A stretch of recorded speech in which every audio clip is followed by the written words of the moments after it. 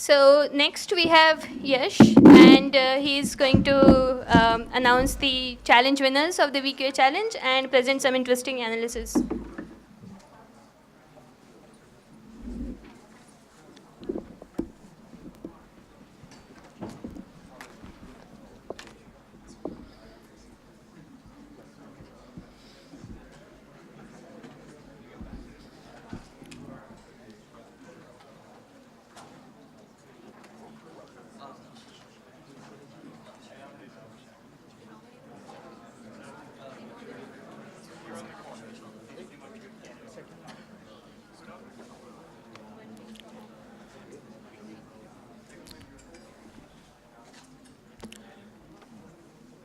All right.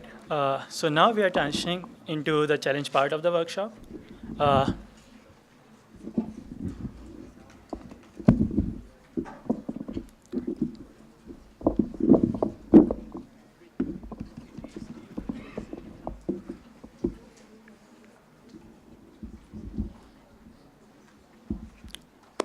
my name is Yash, and I will give an overview of the VQA Challenge 2018 and present some interesting analysis from the challenge.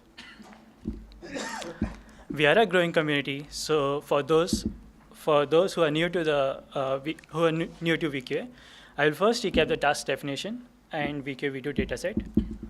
Then I will talk about some logistics about this year's challenge. Then I will announce the results. Winners will be awarded GPUs as gifts for their hard work. And finally, we will go over some interesting analysis of the results. So let's start with the task definition. Given an image and a natural language open-ended question such as what is the mustache made of, the task for an AI system is to generate a natural language answer bananas. To facilitate progress in this research area, a large-scale dataset, which we call VQA V1 dataset, was released in 2015. These are some examples of questions from the dataset. Some questions are about objects, what is the mustache made of? Some are about fine-grained recognition, is this vegetarian pizza?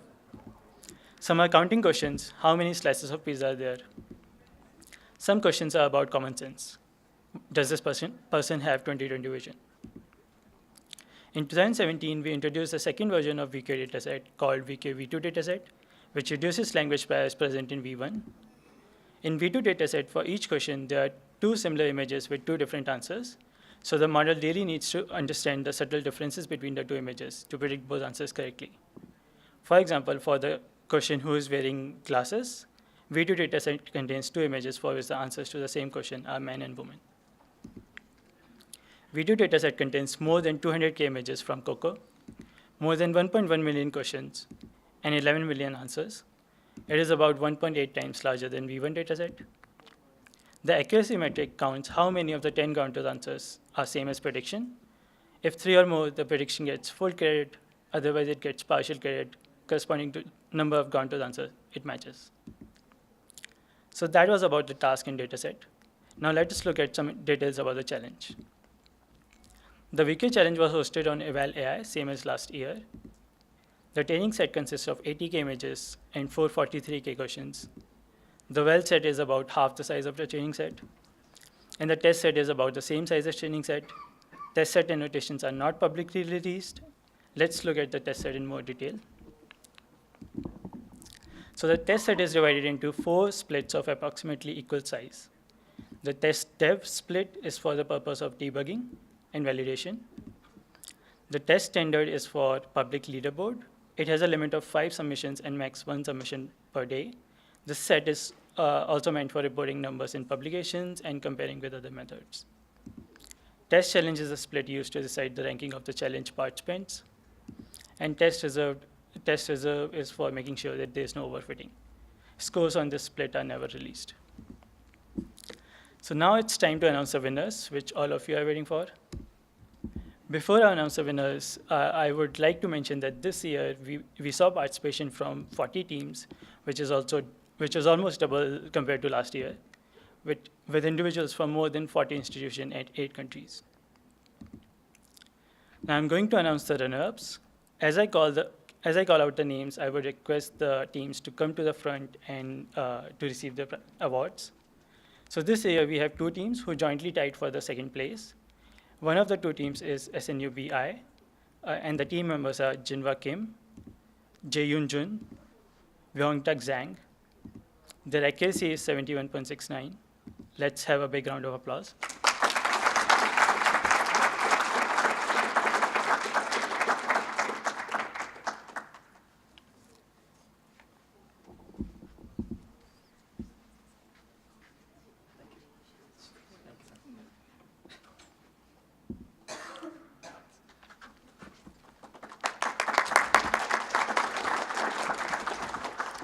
The other team at second place is HTU UCS USYD, and the team members are Zhou Yu, Jun Yu, Chenchao Jiang, Liang Wang, Dalu Go, Qingming Huang, Jianping Fan, and Decheng Tao.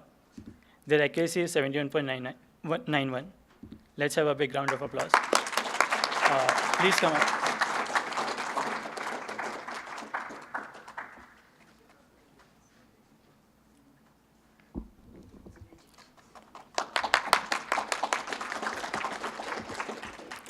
Now I'm going to announce the winners.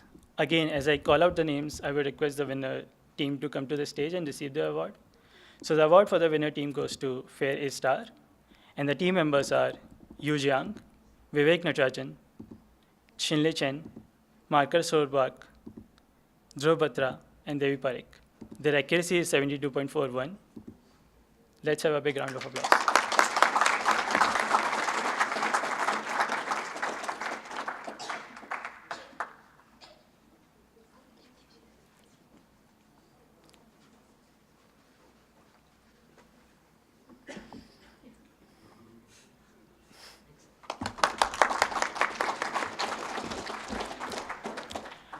Now I will present some interesting analysis based on challenge results.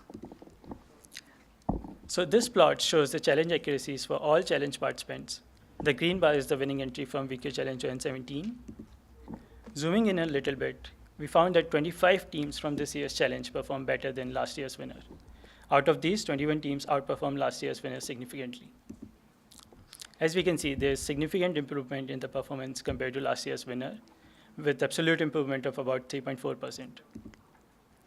In order to find whether the performance of teams are statistically significantly different from one another, we bootstrap samples from predictions 5,000 times and report statistical significance at 95% confidence. So this plot shows group of teams which are statistically different in different colors. We can see that the challenge winner is statistically significantly different from everyone else. The team at second rank is statistically similar to third team and is better than the rest of the teams. Hence, we decide to award second and third teams joint second position. We were curious to know if there are certain questions which none of the top teams could answer, and if there are certain questions which all top teams were able to answer. So we made this plot where the x-axis shows the number of teams out of top 10 that were able to correctly answer certain questions, and the y-axis shows the percentage of questions they could correctly answer. So the first bin shows the percentage of questions which none of the top 10 teams could answer correctly.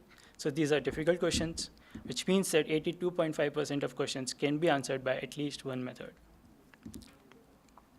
The last bin shows the percentage of questions which all of the top 10 teams got right. So these are easy questions.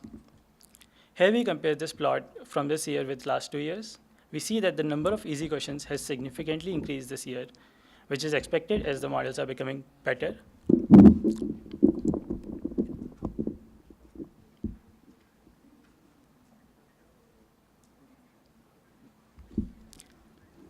Surprisingly, the number of difficult questions has also increased a little bit, implying that top 10 teams in this year's challenge are relatively more correlated to each other as compared to last year. But note that the set of difficult questions also include the questions whose grounded answers are not in top K answers. Hence, methods using classification over top 1,000 answers would not be able to get those questions correct. This visualization shows such questions. The innermost arc contains the first word of the question, the next arc contains the second word, and so on. It is interesting to note that most of these questions are OCR types, some are fine-grained recognition, and others are open-ended questions such as why. These trends are similar as compared to last year, showing that we still need to improve our models on these questions. Now we would like to see how are the difficult questions whose answers are in top 1,000 answers from easy questions, different from easy questions qualitatively. So we plot the same graph and see that easy questions have more binary questions, and difficult questions have more counting questions, similar to last year. It is interesting to note that for number questions, one of our runner-up teams at overall third rank outperforms all other teams. We can also see that the teams with overall ranks 5, 6, and 7 are able to outperform the winner and the first runner-up teams. For yes, no, and other type questions, the winner team outperforms all other teams. Recall that the VQA V2 dataset has two images with the same question but different answers, and these images are very similar to each other. We call these images complementary images. So given such a dataset, it is interesting to analyze if the models are sensitive to subtle changes in these images. So in order to analyze this question, we analyze the following two things. One, if the predictions are different for the complementary images given the same question. And two, if the model produces accurate predictions for the complementary images. So in this plot, we show that percentage of questions for which the predictions are different for complementary images. Most teams predict different answers for about 60 to 67% of the pairs. So for about 2/3 of the pairs, the models are able to find the subtle differences in the two images and predict different answers. Here we report the accuracy of each model, where the accuracy metric is how many pairs it got right. Under this metric, if the model predicts correct answers for both images, it gets 1 point, otherwise it gets 0 point. We can see that the top teams get about 56 to 58% of the pairs correct. We also see that the best performance improved by about 5% from last year. It has been shown by recent studies that today's VQA models are heavily driven by superficial correlations in training data. So it is interesting to see how much are the current entries driven by priors in training data. In order to answer this question, we compute the accuracy over those questions whose answers are not popular answers for the question n-gram in training dataset. We divide this into two categories. The first group considers the questions whose counter answers are not the top one most common in training. The second group considers the questions whose counter answers are not the top two most common in training. In this plot, we show the accuracies for all entries for those subset of questions whose counter answers are not in top one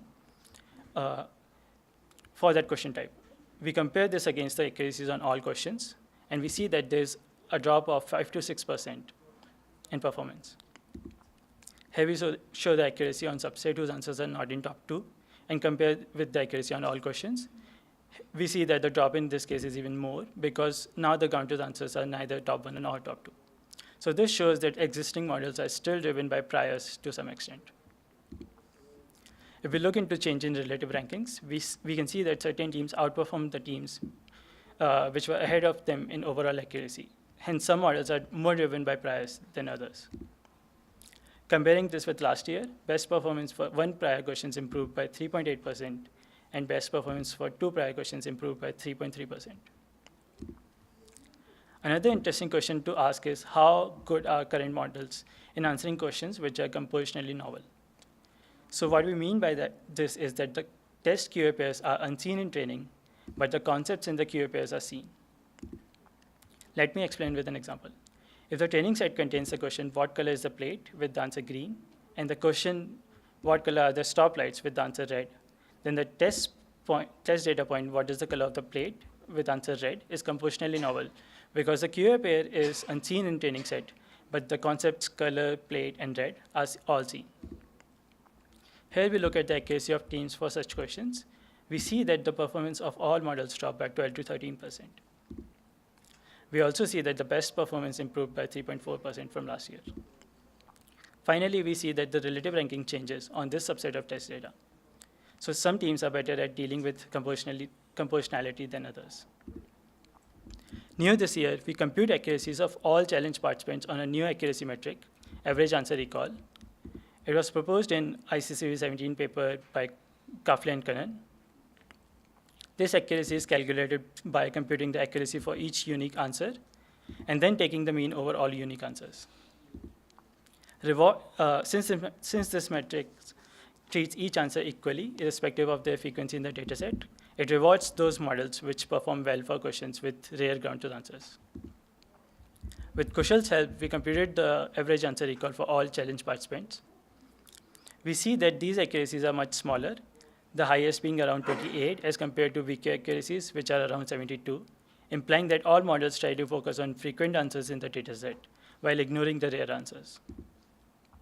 We also see that the team at overall rank 6 is able to outperform 4 teams ahead of it, probably implying that this model is able to perform better for questions with rare counted answers as compared to other models with similar VQ accuracy. So we have been running this challenge for 3 years. So let's zoom out a little bit and look at the progress in VQA. This plot shows the state-of-the-art performance on V2 dataset with time. Our baseline model from ICCV15 has been shown in dark red. The single best model from VQA Challenge 2016, benchmarked on V2 dataset, is shown in green. So during 2016 challenge, the state-of-the-art improved by about 7% from 55.3 to 62.3. This plot shows the progress in 2017 challenge with the winner shown in violet. During 2017 challenge, the state-of-the-art improved by 6.7% from 62.3 to 69. This plot shows this progress in this year's challenge with the winner shown in red. During this challenge, the state-of-the-art improved by 3.4% from 69 to 72.4, where the state-of-the-art is right now. One thing that is next and is relevant is that instead of a single round of question answering, we can do multiple rounds of question answer exchanges in a dialogue fashion, which is this problem of visual dialogue. Colleagues from our lab have put together a large-scale data set to facilitate progress in this field. And they are organizing the first visual dialogue challenge at ECCV this year. You can find more details at this URL, so please check it out. Thank you. Any questions?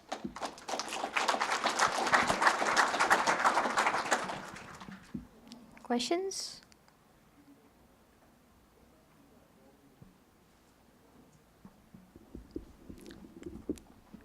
There are no questions? All right. So now we will have the challenge winners and runner-ups come up and present their methods. So first we have the second runner-up team. The team members are Jinwa Kim, Jae Yoon Jun, and Buyong Tagsang. I would like them to come and set up their laptops.